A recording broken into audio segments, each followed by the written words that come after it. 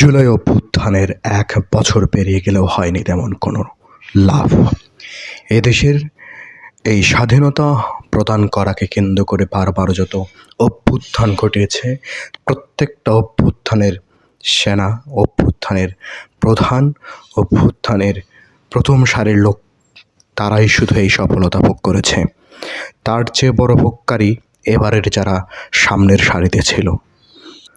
অরাজনৈতিক পরিবেশ, স্বাধীনতা প্রদানের নামে নিজেদের কারি টাকা অর্জন, বৈদেশিক মুদ্রায় এদেশের অভ্যুত্থান ঘটিয়ে তারা আছে ক্ষমতার মসনদে বসেছে।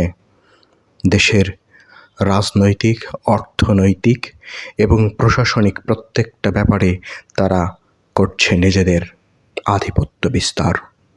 আগামীর বাংলাদেশ এইভাবে চলতে থাকলে একদিন এই দেশটাকে বহির্বিশ্বের কাছে শুধু একটা সন্ত্রাসী মব রাষ্ট্র হিসেবে উপস্থাপন করা ছাড়া আর কিছুই থাকবে না।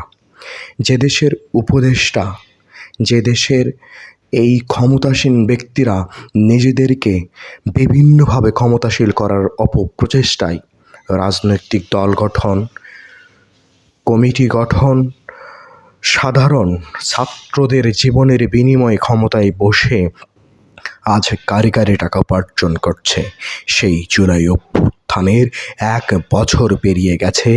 মানুষের যে চাওয়া, সাধারণ মানুষের যে ভোটাধিকার, তা আজ পর্যন্ত বাস্তবায়ন হয়নি। কবে হবে সে কথার উত্তর জানা নেই কারো।